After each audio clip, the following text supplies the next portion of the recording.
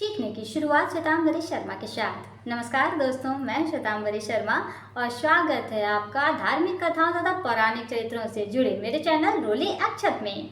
इस चैनल को शुरू करने का मेरा उद्देश्य न केवल आपको धार्मिक जानकारी प्रोवाइड करना है, यानी न केवल आपको धार्मिक जानकारी देना है, बल्कि हमारी सभ्यता तथा संस्कृति के महत्व को भी उजागर करना है। ये चैनल सभी उम्र के लोगों के लिए काफ़ी बेनिफिशियरी है, क्योंकि इससे न केवल आपको धार्मिक जानकारी मिलेगी, बल्कि हमारे सभ्यता तथा संस्कृति के महत्व को भी समझने में काफ़ी आसानी होने वाली है। दोस्तों, हम सभी ईश्वर के ही संतान हैं और कहा जाता है कि हम सभी इंसानों के जीवन में हमेशा कोई न कोई समस्याएं, बाधा, विपत्तियां आते ही रहती हैं और यही टॉपिक है हमारे आज के वीडियोस का। आज के इस वीडियो में मैं आपको भगवान श्री रामचंद्र और प्रभु श्री कृष्ण के जीवन की उदाहरण देकर ये समझाने का प्रयास करूंगी कि हमारे जीवन में कभी भी यदि समस्याएं आए, विपत्तियां आए, विफलता आए, तो हमें उससे हताश, परेशान नहीं होना चाहिए और बहुत ही ज़्यादा निराशा की भावना भी अपने अंदर नहीं लाना चाहिए। कहा जाता है कि ईश्वर, जो कि स्वयं भगवान विष्णु हमारे पालनहार हैं, उन्होंने जब इस पृथ्वी पर जन्म लिया, प्रभु श्री राम और प्रभु श्री कृष्ण के रूप में, वैसे तो उनके 10 अवतार माने जाते हैं, लेकिन जब उन्होंने श्री रामचंद्र जी और प्रभु श्री कृष्ण के रूप में इस पृथ्वी पर अवतरित होने का काम किया, यानी अवतार लिया, तो उन्हें भी कई कष्ट भोगने पड़े। यदि मैं भगवान श्री रामचंद्र जी की जीवन की बात करूं तो कहा जाता है कि उन्हें भी 14 वर्ष का वनवास भोगना पड़ गया, उस समय जब इनके राज्याभिषेक की तैयारियां हो चुकी थी। उनकी माता ने उनके पिता से ये वर में मांग लिया, ये वचन मांग लिया कि प्रभु श्री रामचंद्र जी को 14 वर्ष का वनवास भेज दिया जाए। इसके पश्चात जो हुआ उससे तो पूरे संसार सर्वविदित है, बहुत अच्छे से उसके बाद की कहानी को पूरा संसार जानता है कि जब प्रभु श्री रामचंद्र जी 14 वर्ष के वनवास को प्राप्त करने के पश्चात जब अपनी पत्नी, अपने भाई सहित जब जंगल में गए, तो उन्हें कितनी सारी समस्याओं और कष्टों का सामना करना पड़ा। यहाँ तक कि उनकी पत्नी का भी अपहरण हो गया, जो कि रावण उन्हें हर के लंका ले गया। उसके पश्चात राम और रावण के बीच में युद्ध भी हुआ, यानी प्रभु श्री रामचंद्र जी ने रावण का वध भी कर दिया, जिससे कि ये दुनिया, ये संसार दशहरे के रूप में जानती है और दशहरा पर हमेशा रावण का पुतला जलाया जाता है। दोस्तों, तो राम जी के जीवन से भी बहुत कुछ हमें सीखने को मिलता है। कहा जाता है कि जब श्री रामचंद्र जी ने अपने जीवन में 14 वर्ष जब उन्हें दुख भोगने पड़े, उन्हें अपने परिवार से अलग जंगल में बिताना पड़ा, जो एक राजसी परिवार में पले बढ़े थे, उन्हें कष्ट उठाने पड़े, तो फिर हम और आप क्या चीज़ हैं।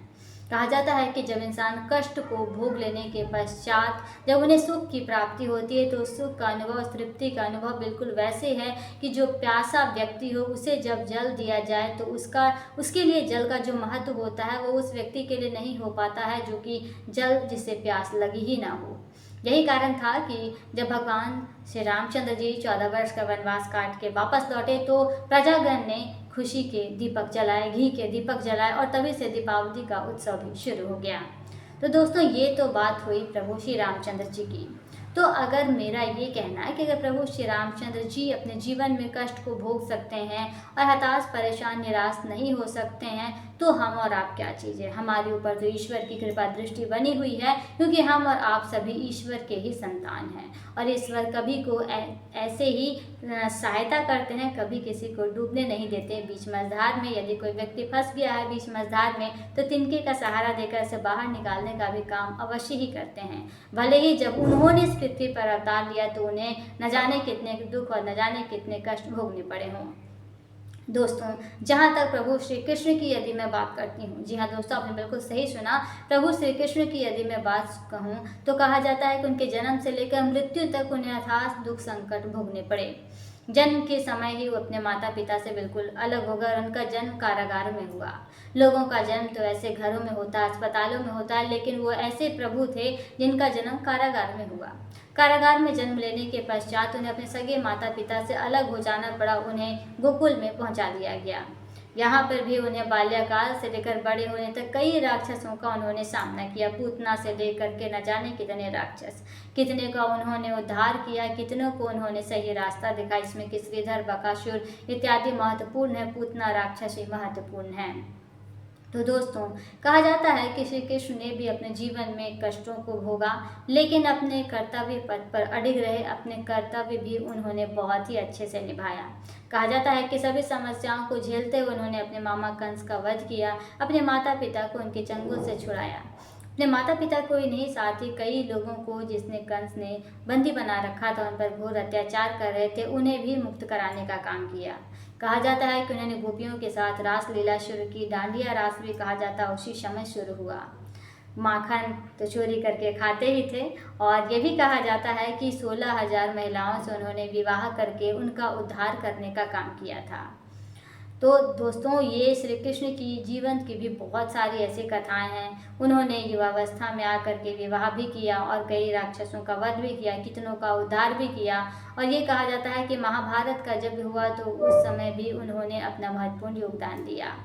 उन्होंने महाभारत के युद्ध में अर्जुन को ज्ञान दिया ताकि युद्ध अच्छे से अर्जुन कर पाए, क्योंकि उन्होंने तो अपने दुश्मनों के सामने, अपने परिवार वालों के सामने, अपनों के सामने शस्त्र उठाने से ही मना कर दिया था। उन्होंने कहा कि मैं किसके सामने शस्त्र उठा रहा हूँ, जिसके सामने शस्त्र उठा रहा हूँ वो तो मेरा खुद का ही परिवार है, मेरे खुद के अपने लोग हैं, उनसे भला मैं युद्ध कैसे कर सकता हूँ। तब प्रभु श्री कृष्ण ने उन्हें महाभारत के युद्ध में गीता का संदेश दिया, जिसे आज घर घर में पढ़ा जाता है।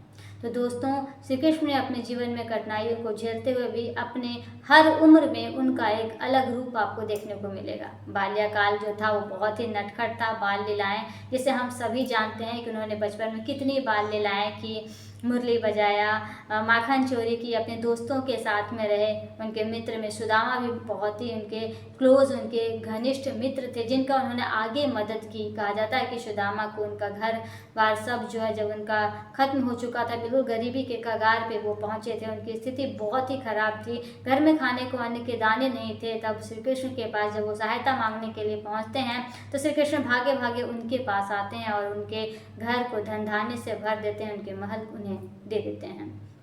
तो दोस्तों, श्री कृष्ण ने हर उम्र में एक नई कहानी रची, भले ही उन्हें कई कठिनाइयों का सामना करना पड़ा।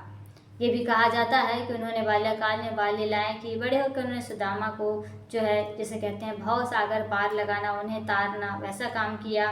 उसके बाद कंस की हत्या करके अपने माता पिता को छुड़ाया और भी सारे प्रजागण को उनके जो है दुष्टों से, उनके अत्याचारों से छुड़ाया।